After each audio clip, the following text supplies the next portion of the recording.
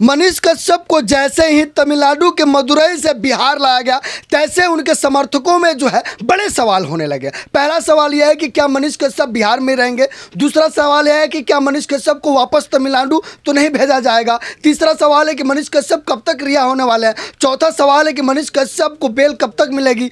पांचवा सवाल है कि मनीष कश्यप क्या बिहार में ही रहेंगे या कहाँ रहेंगे। ऐसे सवाल जो है बहुत सारे लोगों के मन में है। आज मनीष कश्यप को पटना के सिविल कोर्ट में जो है हाजिर किया गया था, जहां पे उनकी कुछ केसों पर जो सुनवाई हुई थी, जिसको लेकर मनीष कश्यप को बहुत बड़ा राहत जो है आज मिला है। और वो कौन सी राहत है, इस मामले की सारी जानकारी जो है हाई कोर्ट के शिवनंदन भारती जी जो एडवोकेट है वो देंगे और आपको बताएंगे कि आज सिविल कोर्ट में जब मनीष कश्यप की पेशी हुई थी तो जज साहिबा ने क्या आदेश दिया और किन किन बातों को उन्होंने गहनता से बताया। शिवनंदन भारती जी, इंडियन टाइम्स न्यूज़ पर स्वागत करना चाहिए। जी बहुत बहुत शुक्रिया आपका। हमें सबसे पहला सवाल का जवाब दीजिए कि लोगों का सोचना है और लोग जानना चाहते हैं कि क्या मनीष कश्यप तमिलनाडु जाएंगे कि नहीं जाएंगे। देखिए अभी का जो आदेश है उस आदेश का मीनिंग यही है, एक लाइन में समझिए। जो सबसे बड़ी चिंता की बात थी मनीष कश्यप के लिए और उनके समर्थकों के लिए कि उनको तमिलनाडु में जो जेल में रखा गया था, तो इन लोगों को काला पानी की सज़ा से कम महसूस नहीं कर रहे थे अपने आप को,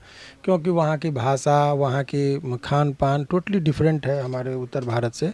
तो ऐसे परिस्थिति में जो है सो अभी एक लाइन में ये समझिए कि राहत भरी खबर ये है कि किसी भी कीमत पर वो तमिलनाडु अब नहीं जाएंगे। इवन कि यहाँ तक कह दिया गया कि यदि तमिलनाडु पुलिस को कोई पूछताछ करनी होगी इस केस के संबंध में, तो वो वीडियो कॉन्फ्रेंसिंग से इनसे पूछताछ कर सकते हैं, फिजिकली इनको वहाँ पर नहीं जाने दिया जाएगा। ये आज का जो आदेश है उसके मुताबिक यही जो नट एंड सेल में बात यही है जी। और दर्शक ये भी जानना चाहता है कि मनीष कश्यप कब तक बिहार रहेंगे।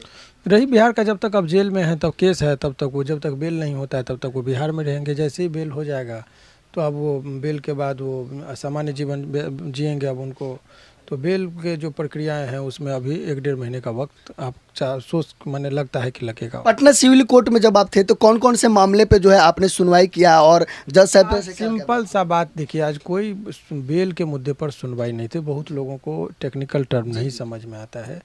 जब कभी भी कोई आदमी पर एक से अधिक मुकदमे हैं तो गिरफ्तारी जब हुई तो किस मुकदमे में इनका अटेंडेंस बना, माने कि वो उपस्थित हो गए, दिखा दिया गया, तो अनेक बाद हैं इनके ऊपर, तो सभी बाद में इनको दिखाया जाएगा कि इसमें ये इनको कस्टडी में लिया। जिस तरीके से मान लीजिए एक आदमी को बहुत सारे बैंक में अकाउंट है, तो आप अपने खाता में जब पैसा जमा करेंगे तभी तो निकासी की बात करेंगे, तो वो एक एंट्री दिखाना पड़ेगा कि इस केस में इनको मैंने समर्पित किया, यानी कि जमा कर दिया, डिपॉजिट कर दिया। अब निकासी यानी बेल के लिए बात होगी तो वो दिखाना होता है कि पहले कस्टडी में लिया तभी तो आप निकालने की बात करेंगे। तो पुलिस के कस्टडी में था, आज वो न्यायिक हिरासत में आ गए।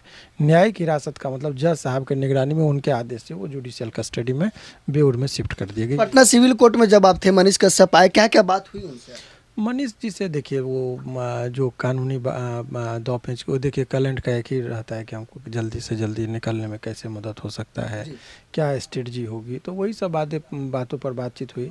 तमिलनाडु का आज उनका एक ही था कि सर किसी भी तरीके से तमिलनाडु नहीं जाने दीजिए, तमिलनाडु में दिक्कत बहुत होता है। तो उस बात को हम लोगों ने बहुत गंभीरता से सुना और न्यायालय में जो ये बात है, चूँकि देखिए आज सच पूछिए तो बहस का बहुत ज़्यादा स्कोप नहीं होता है, क्योंकि उनको प्रोड्यूस किया गया उस पर। अब बेल का मुद्दा तो है नहीं कि आप बहस करेंगे बहुत ज़्यादा। तो एक लाइन में जज साहब को अपने आप लगा बहस के दौरान कि जो अभी चूँकि तमिलनाडु में जो 6 केस थे सभी में बेल मिल चुके हैं, डिफ़ॉल्ट बेल मिला है, तो ऐसे परिस्थिति में इनको पुनः वहाँ पर भेजना कदापि उचित नहीं है। तो उन तमाम तरह की परिस्थितियों को देखते हुए इनको जो है सो अभी फ़िलहाल बेउर में ही रखा जाएगा। सर हम जानना चाहते हैं और बहुत सारे दर्शक भी जानना चाहते हैं कि मनीष कश्यप कब तक बाहर आएंगे, कब तक पूर्ण तरीके से जो है पूर्ण तरीके से बेल के रिगार्डिंग आप चूँकि अन्य अभियुक्तों को बेल मिल चुका है, तो इनके मामले में भी उम्मीद ये की जा सकती है कि अगले 1.5 से 2 महीना में वो पूर्णतः बाहर होंगे। जी। मनीष कश्यप को फिलहाल कुछ दिन पहले जो है उनको बेतिया के जेल में भी ले जाया गया, वहाँ पे किन किन मामलों में जो बेल मिल चुकी है। नहीं, बेतिया में जो मामले थे इनके ऊपर वो अलग मामला केस था, वहाँ के बेतिया में वकील साहब देख रहे हैं। हम तो आर्थिक, हमारी संबंध इस केस में आर्थिक अपराध इकाई से ही है, क्योंकि उसमें एक और बहुत सारे अभियुक्त का मैंने बेल भी कराया। आज उसी केस में युवराज सिंह का भी था, तो उस केस को भी हमको देखना था, तो इसीलिए सारे फैक्ट से मैं अवगत हूँ एक एक चीज़ को। चूँकि रवि भट्ट जो है वो भी एक अच्छे पत्रकार हैं, तो उनको एंटीसिपेटरी बेल ही इस केस में मिला था, उसमें मैं ही एडवोकेट था। बहुत सारे अभियुक्त को इसमें से मैंने जेल से निकाला भी है, बहुत लोगों का एंटीसिपेटरी भी बेल कराया है। तो सारे फैक्ट से भी मैं अवगत हूँ। इसी परिस्थिति को मैं ये कह रहा हूँ कि आप इससे उम्मीद ये कर सकते हैं कि अगले 1.5-2 महीना में ये पूर्णतः जेल से बाहर होंगे। 1.5 से 2 महीने मात्र? हाँ, उससे ज़्यादा का वक्त वो एनएसए को लेके है, लेकिन कुछ है कारण जिस वजह से मैं कह रहा हूँ। शर्त यह है कि कोई नई वारदात ना, अब जेले में है कुछ और वही मामला हो जाए जेले में, तो वो सब नहीं हो। तो सामान्यतः जो परिस्थिति है इस तरह का, इस स्टेज में, इस केस में वो बेल का जो उम्मीद है वो 2 महीना में आप कर सकते हैं। अभी ज़रा जानकारी दीजिए कि जिस प्रकार से तमिलनाडु में थे और तमिलनाडु में कुछ मामले जो है उनके ऊपर दर्ज थे, कौन कौन से मामले में उनको बेल मिल चुका है? सभी मामले 6 मामले वहाँ पर दर्ज थे। भ्रामक खबर फैलाने के आरोप लगे थे।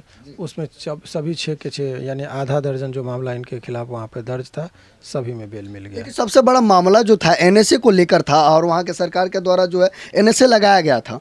तो एनएसए का जो है अब तक प्रोसेस कहाँ तक गया है? क्या एनएसए हट सकता है या फिर बढ़ाया जा सकता है? देखिए, एनएसए की जो कंप्लीट अवधि होती है वो 1 साल तक का होता है, लेकिन वो कंप्लीट अवधि वो रेयर एंड रेयरेस्ट सिचुएशन में दिया जाता है। ये जैसे अभी देखे होंगे कि राहुल गांधी जी को 2 वर्ष की जो सज़ा है वो अधिकतम सज़ा थी। तो जब निचली अदालत ने उनको अधिकतम सज़ा दी तो सुप्रीम कोर्ट ने वहाँ पर नाराज़गी व्यक्त की कि ये कौन सी ऐसी परिस्थिति कि आपने अधिकतम सज़ा दिया, उसका क्या आधार था? 2 वर्ष से 1 महीना भी यदि कम दिए होते, 1 दिन भी कम दिए होते तो इनकी सदस्यता नहीं जाती। तो उनको लग गया कि कहीं कुछ राजनीतिक से प्रेरित होकर इस तरह की बातें तो नहीं की जा रही है। तो उसी तरीके से बहुत ठोस आधार दिखाना होगा, रेयर एंड रेयरेस्ट सिचुएशन का केस होगा, तब उसमें 1 साल का लगता है। 6 महीना भी अपने आप में चौंकाने वाली बात है। ये जब सुप्रीम कोर्ट में मामला जाएगा तो सरकार को जवाब देना पड़ेगा। और ऊपर से आप कह रहे हैं कि बहुत स्ट्रांग मामला है और उसी में डिफ़ॉल्ट बेल उसको 6 का 6 मिल जा रहा है, इसका मतलब इनके खिलाफ कोई ठोस तथ्य नहीं मिल पा रहा है। तो इसीलिए अब यदि वो कंटिन्यू करेंगे तो उनको भी जवाब देना होगा। इसीलिए मुझे नहीं लग रहा कि इससे ज़्यादा वो लोग कुछ पटना सिविल कोर्ट के ऑनरेबल जज के द्वारा जब आदेश सुनाया गया है कि मनीष कश्यप बिहार में ही रहेंगे, मनीष कश्यप के क्या भाव थे उस समय? वो भावुक हो गए। जैसे ही सुने तो जैसे कोई इंडिया पाकिस्तान का मैच होता है और इंडिया जीत जाता है तो बहुत प्लेयर रोने लगते हैं खुशी के मारे। तो वही आज था कि इंडिया पाकिस्तान से ज़्यादा रोमांचक मैच जैसा दिख रहा था। कोर्ट का माहौल लग रहा था तमिलनाडु की बिहार, तमिलनाडु की बिहार। जैसे ये तय हुआ था तमिलनाडु, तो सभी अपनी अपनी भावनाओं का व्यक्त करने लगे। कोई हम लोग को तो भावना भी व्यक्त करते हैं तो जज साहब के सामने झुक के बोलते हैं मच ऑब्लाइज्ड। और कुछ लोग जो हैं सो ये तो अपनी अपनी भावना व्यक्त करने के तो वो रोने लगे, क्योंकि वहाँ तो जिंदाबाद या थैंक यू आप बोल नहीं सकते, तो अपनी भावनाओं को बचाते हुए वो रो दिए। तो वो अपने आप में इंडिकेट करता है कि आपकी क्या स्थिति है। क्या लगता है मनीष कश्यप जिस प्रकार से भावुक हुए थे और साथ में आप थे, उस दृश्य को थोड़ा सा बताइए कि कैसा दृश्य वो था जब आप साथ में निकल रहे थे, फूल माला पहनाया जा रहा था, फूल की ये देखिए, ये फूल की बारिश से नाराबाजी, ये जो उनके समर्थक कर रहे हैं उनके लिए घाटा का बात है, उनके लिए हानि करेगा ये चीज़। क्योंकि आपने न्यायालय ने कह दिया कि भाई आप इनको जुडिशियल कस्टडी में रखिए, लेकिन वो विधि व्यवस्था के नाम पर वो चाहेंगे तो यहाँ से कहीं अन्यत्र शिफ्ट कर सकते हैं। तो वो एक समस्या हो सकती है। इसीलिए कोई भी ऐसी उन्मादी हरकत नहीं करना है जिससे यहाँ के जो प्रशासन है उनको एक मौका मिल जाएगा और वो प्रशासनिक कारणों से विधि व्यवस्था के नाम पर उनको कहीं और अन्यत्र ट्रांसफ़र करने का रिकमेंडेशन करवा सकते हैं। इसीलिए उनके जो भी कोर्ट की अपनी गरिमा होती है, कोर्ट का एक मर्यादा है। कोर्ट परिसर में कैमरा, मोबाइल, फूल माला, जिंदाबाद मुर्दाबाद ये सब नहीं करना चाहिए, नहीं तो सभी लोगों पर कार्रवाई हो जाती है।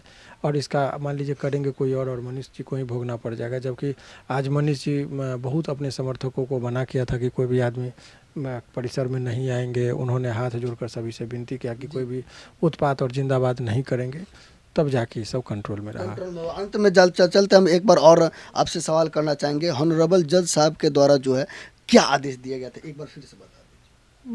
यही है कि वो अभी बेऊर जेल में रहेंगे, बिहार में रहेंगे, बिहार में रहेंगे, बेऊर नहीं जाएंगे। बहुत बहुत शुक्रिया।